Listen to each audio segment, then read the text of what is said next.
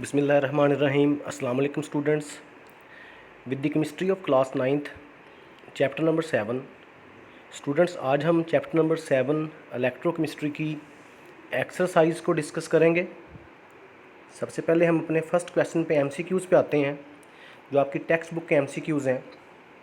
First MCQs बेटा, spontaneous chemical reactions takes place इन।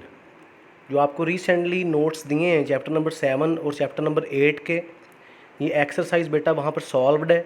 उन्हीं नोट्सिस पे से ये लेक्चर आज का दिया जा रहा है। तो आपके फर्स्ट एमसीक्यूज़ का जो आंसर है बेटा, it is galvanic cell. Galvanic cell के अंदर spontaneous chemical reactions take place होते हैं। Second question, formation of water from hydrogen and oxygen is. ठीक है, हाइड्रोजन और ऑक्सीजन के कम्बिनेशन से जो पानी का बनने का अमल है बेटा, वो क्या होता है? वो रिडॉक्स रिएक्शन होता है।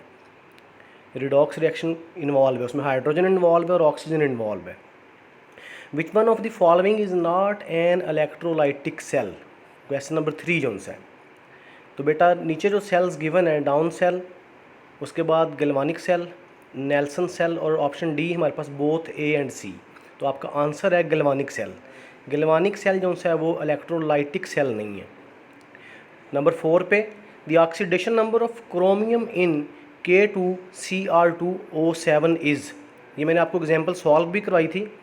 तो इसके अंदर इसका ऑक्सीडेशन नंबर बेटा +6 है। अगर आप उस मेथड को भूल चुके हैं तो ऑक्सीडेशन नंबर वाला मेरा आर्टिकल देखें, जो मैंने आपको वीडियो लेक्चर दिया हुआ है बेटा, उसके अंदर से आपको दोबारा से ये कैलकुलेट करना आ जाएगा। नंबर 5 पे, विच one of the following is not an electrolyte. नीचे आपको कुछ सॉल्यूशंस नज़र आ रहे हैं, उनमें से कौन सा सॉल्यूशन इलेक्ट्रोलाइट नहीं है? इलेक्ट्रोलाइटिक सॉल्यूशन के लिए ज़रूरी है कि वो पॉजिटिव और नेगेटिव आयंस जनरेट करे। तो शुगर जो सॉल्यूशन है वो इलेक्ट्रोलाइटिक सॉल्यूशन नहीं होता। The most common example of corrosion, जंग लगने का जो अमल है उसकी सबसे आम एग्जांपल कौन सी है? तो बेटा रस्टिंग ऑफ आयरन। अपने इर्द गिर्द अगर नज़र दौड़ाएँ तो सबसे ज़्यादा जंग लगने का अमल जो सा लोहे के साथ होता है। नेक्स्ट है, Nelson cell is use to prepare caustic soda along with gases, which gas is produced on at cathode. तो हमने नेल्सन सेल डिस्कस किया था बेटा। तो कैथोड पे हमारे पास हाइड्रोजन गैस वहाँ पर रिलीज़ होती है। During the formation of water from hydrogen and oxygen, which one of the following does not occur. Question ये है, during the formation of water, पानी के बनने के अमल के दौरान, फ्राम हाइड्रोजन एंड ऑक्सीजन, जब ऑक्सीजन और हाइड्रोजन मिलते हैं, विच one of the following does not occur, कौन सी चीज़ नहीं होती?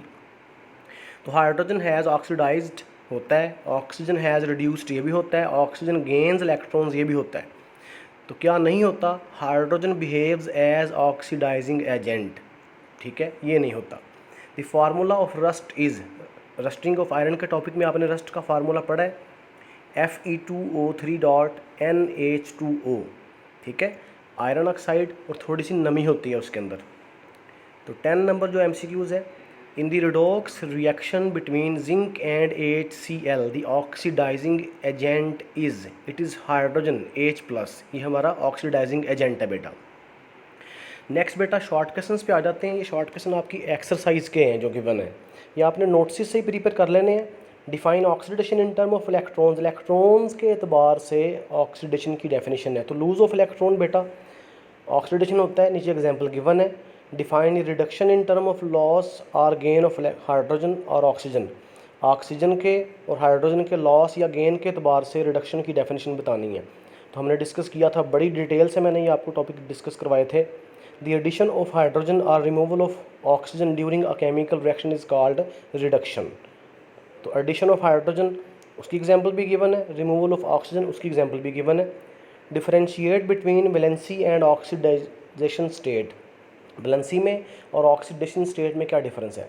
वैसे तो दोनों टर्मिनोलॉजीज करीब तरीन की हैं, लेकिन वैलेंसी याद रहे बेटा, किसी भी एटम की कंबाइनिंग पावर होती है। एक एटम दूसरे एटम के साथ मिलने की जो सलाहियत रखता है, जो कंबाइनिंग पावर है, जो टेंडेंसी है उसके अंदर, उसको वैलेंसी कहते हैं बेटा। ये जो केमिकल बॉन्डिंग होती है ये वैलेंसी की वजह से होती है। तो नीचे यहाँ पर आपके पास नोट्सिस में ये चीज़ें अवेलेबल हैं। अगर आपके पास नोट्सिस नहीं हैं तो मैं इस ऑडियो के साथ आपको ये फ़ाइल भी नोट्सिस की सेंड कर दूँगा, तो आप इस पर से इसको याद कीजिएगा। Differentiate between oxidizing and reducing agent, oxidizing agent क्या होता है जी? It is a species that oxidize a substance, जो किसी भी सब्सटेंस को ऑक्सीडाइज करवा दे, लेकिन खुद ये रिड्यूस हो जाता है। हमने ये टॉपिक भी बड़ी डिटेल से पढ़ा था, मैंने ही पढ़ाया था आपको। और रिड्यूसिंग एजेंट क्या होता है? जो रिडक्शन करवाए लेकिन खुद उसकी ऑक्सीडेशन हो जाती है। नेक्स्ट क्वेश्चन है differentiate between strong and weak electrolyte. Strong electrolyte और वीक इलेक्ट्रोलाइट में क्या डिफरेंस है? ये चीज़ें भी आपने मिस ने आपको करवाई हुई हैं। The electrolytes that ionise completely in aqueous solution and provide more ions are called strong electrolytes. जो मुकम्मल तौर पर पॉजिटिव नेगेटिव आयंस में डिस्ट्रीब्यूट हो जाते हैं और ज़्यादा से ज़्यादा इलेक्ट्रॉन्स प्रोड्यूस करते हैं, वो स्ट्रॉन्ग इलेक्ट्रोलाइट हैं। जबकि ऐसे इलेक्ट्रोलाइट्स जो कम्प्लीटली आयोनाइज नहीं होते, एक्वस सोल्यूशन में पानी में जाने के बाद मुकम्मल तौर पर आयोनाइज नहीं होते, जबकि वीक इलेक्ट्रोलाइट्स कहलाते हैं, चूँकि वो नंबर ऑफ़ आयंस जो प्रोड्यूस करते हैं उनकी तादाद कम होती है। How electroplating of tin on steel is carried out. जो टिन है, इस मेटल के ऊपर इलेक्ट्रोप्लेटिंग जो सी है वो किस तरह से की जाती है? स्टील के ऊपर टिन की जो इलेक्ट्रोप्लेटिंग है वो किस तरह से की जाएगी? बेटा इलेक्ट्रोप्लेटिंग के आर्टिकल मिस ने आपको डिस्कस किए हैं डिटेल के साथ, आप इसका आंसर यहाँ से याद करेंगे। Why steel is plated with nickel before electroplating of chromium. तो स्टील के ऊपर क्रोमियम की प्लेटिंग लेयर चढ़ाने से पहले निकल की लेयर क्यों चढ़ाई जाती है? इसकी रीज़न भी हमने डिस्कस की थी, आप दोबारा देख लें। The steel is plated usually with nickel before electroplating of chromium.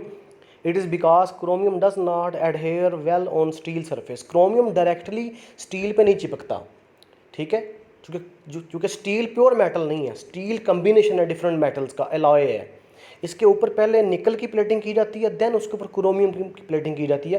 Chromium निकल के साथ आसानी से चिपक जाता है, अगर डायरेक्ट क्रोमियम चढ़ाएंगे स्टील पे तो वो चिपकेगा नहीं, तो ये रीज़न है। नेक्स्ट बेटा देख लें इसको। How can you explain the following reaction in oxidation in term of increase in oxidation number. ठीक है, आपको पता है बेटा कि जब किसी भी एटम में से इलेक्ट्रॉन्स लूज़ होते हैं तो ऑक्सीडेशन होती है। यहाँ पर आपको लेफ्ट साइड पे एल्यूमिनियम नज़र आ रहा है, ऊपर जीरो मीन्स कि उसका ऑक्सीडेशन नंबर जीरो या न्यूट्रल है। वो 3 इलेक्ट्रॉन आपको राइट साइड पे निकलते नज़र आ रहे हैं। जब 3 इलेक्ट्रॉन निकलेंगे तो एल्यूमिनियम के ऊपर +3 चार्ज आ जाएगा, तो इसका मतलब है एल्यूमिनियम ने इलेक्ट्रॉन निकालने हैं, तो इसकी ऑक्सीडेशन हुई है। How you can prove with an example that conversion of an ion to an atom is an example of oxidation process. जब कोई आयन एक एटम में कन्वर्ट होता है, बेटा याद रहे, जब कोई एटम इलेक्ट्रॉन देगा निकालेगा तो वो आयन बन जाएगा, और लेगा फिर भी आयन बन जाएगा। अब नीचे आपके पास एग्जांपल जो सी दी है उसने लॉस ऑफ इलेक्ट्रॉन के एतबार से हमने बात करनी है। क्लोरीन आउटर मोस्ट शेल के अंदर 7 इलेक्ट्रॉन होते हैं, तो नॉर्मली क्लोराइड आयन आपको Cl- जो नज़र आ रहा है वो क्लोराइड आयन है बेटा।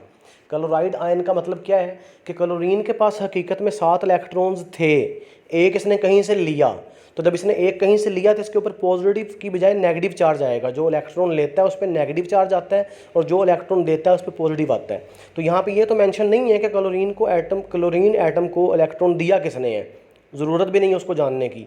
जिसने भी दिया है, क्लोरीन ने जब वो इलेक्ट्रॉन लिया तो क्लोरीन के ऊपर नेगेटिव चार्ज आ गया। तो आप इक्वेशन के राइट साइड पर देखें कि अगर एक इलेक्ट्रॉन क्लोरीन फर्दर ले ले, ठीक है जी, यानी कि उसमें से निकल जाए एक इलेक्ट्रॉन, जो राइट साइड पे आपको नज़र आ रहा है एरो के बाद आपको नज़र आ रहा है रिएक्शन, इसका मतलब है इलेक्ट्रॉन्स वहाँ से रिमूव हुआ। अगर आप केमिकल इक्वेशंस में देखना चाहते हैं कि इलेक्ट्रॉन गेन हुए हैं कि लूज़ हुए हैं, तो अगर एरो के पहले इलेक्ट्रॉन है तो वो मतलब कि गेन किया है, लिया है, और अगर एरो के बाद इलेक्ट्रॉन है तो वो मतलब है लूज़ किया हुआ है। तो क्लोरीन ने एक इलेक्ट्रॉन जो लिया था जिसकी वजह से उसके ऊपर नेगेटिव चार्ज आया, जब उसने वो इलेक्ट्रॉन निकाल दिया तो क्लोरीन दोबारा न्यूट्रल हो गया। तो आपको एरो के राइट साइड के ऊपर क्लोरीन के ऊपर कोई भी पावर लिखी नज़र नहीं आ रही, इसका मतलब है कि वो न्यूट्रल है, ज़ीरो है। Why does anode carries negative charge in galvanic cell but positive charge in electrolytic cell, justify with comments. हमने जस्टिफिकेशन करनी है कि जो एनोड है वो नेगेटिव चार्ज गैल्वानिक सेल में और कैथोड जो उनसे है वो पॉजिटिव चार्ज क्यों लेते हैं। In a galvanic cell anode carries negative charge due to deposition of electrons which are lost by the metal which acts as anode while in electrolytic cell.